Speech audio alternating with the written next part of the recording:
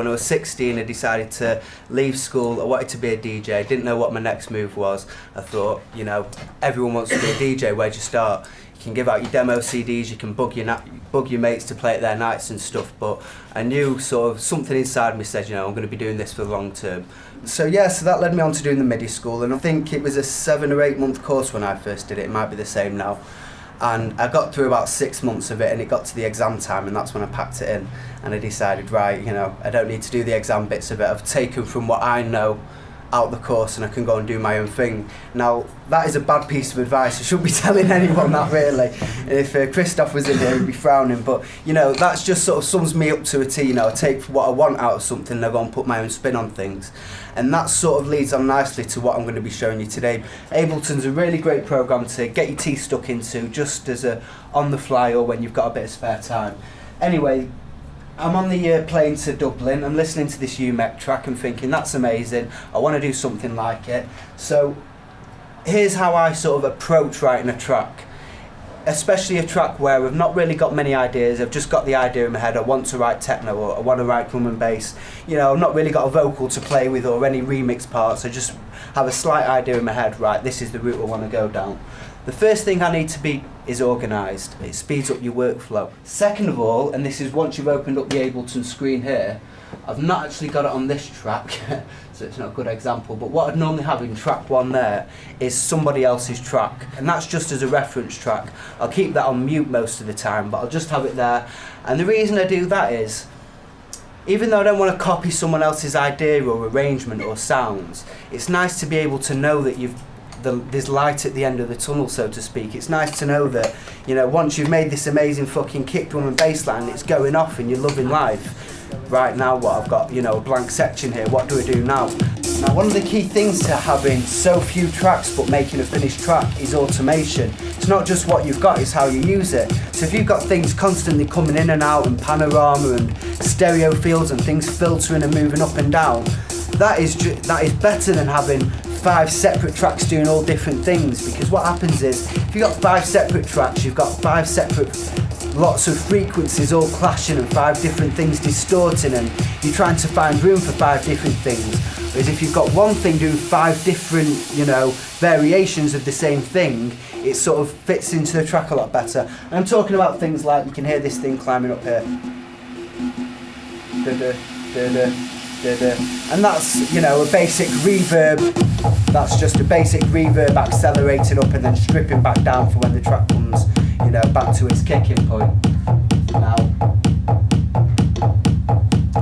one of the things that a lot of dance music producers will tell you about is a technique called sidechaining. I sidechain literally 95% of everything else that's going on in the track against my kick drum. That might sound a little bit extreme, or it might sound a little bit, you know, what's the point in doing that? But what I've learned in hard dance music is it's quite a pumping music. It's every kick drum to the floor, and you've got your bass drum coming off the kick drum, and you also want your percussion skipping along to that same groove. You want your synth lines and your strings all sort of pumping in and out against your kick drum, and it actually results in a better dancing experience. I'm not going to start breaking out into a jig, but if you're dancing away on the dance floor and stuff, you want to be into the groove. It's all about where you're swinging your body, and if you've got everything coming in and out, suctioning in and out of that kick drum, then you're really going to get a groove to your tracks. On every channel you have in a tune, as standard, you need to have EQ and compression on every channel. Even if you don't really use them much, even if you don't touch the settings, it's an idea to just put EQ and compression on every channel, just out of habit, and then it's there, and then you can always fiddle around with it if you need to tweak something or boost a little frequency or cut something. And I play it without any of the settings, so without the EQ, and without the compression, and without the ozone. It's a very different sound. And then as soon as you start, you know, getting your effects right, boost it, then you've got a bit more of a smoother. Now, this drum sound for me has suddenly become my main riff. This is actually, you know, what I'm using as a synth, because techno tracks is not about synths and lead lines, it's all about percussion and, you know, stabs and stuff. So I'm using this as my main line, and I'll take the loop off it. So by itself, you can hear what it's doing in the track. As it starts building up to the breakdown, the reverb level, the wet level of the reverb starts climbing, the noise starts getting filtered, creates a big sort of, you know, atmosphere and tension, everyone hands in the air, glow sticks at the ready, and then bang, it'll kick in. So if you play that with the rest of the track, so you can hear it in context. All the drums are going along normally, the reverb's climbing up on that percussion part, everything starts to filter up.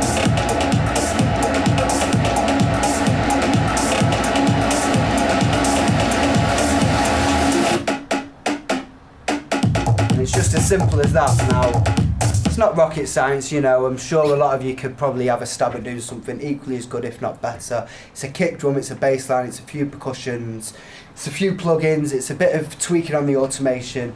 And that is the bones of, you know, of dance music at the moment. You know, you can write, you know, a whole track on just your laptop with none of these fancy keyboards, and all you need is a decent sample CD or a couple of different soft synths and you're away.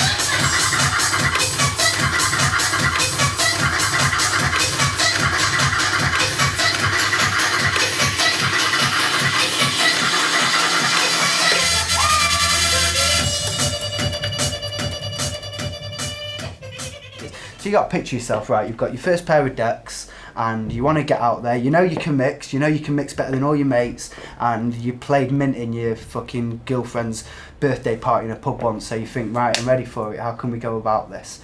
Now, if you're just sending demos to every Tom, Dick and Harry, then straight away you're saying to this DJ or promoter, whoever you're sending the demo to, you're saying one thing to them straight away: I'm at a certain level, I'm at the level of sending out DJ mix demos.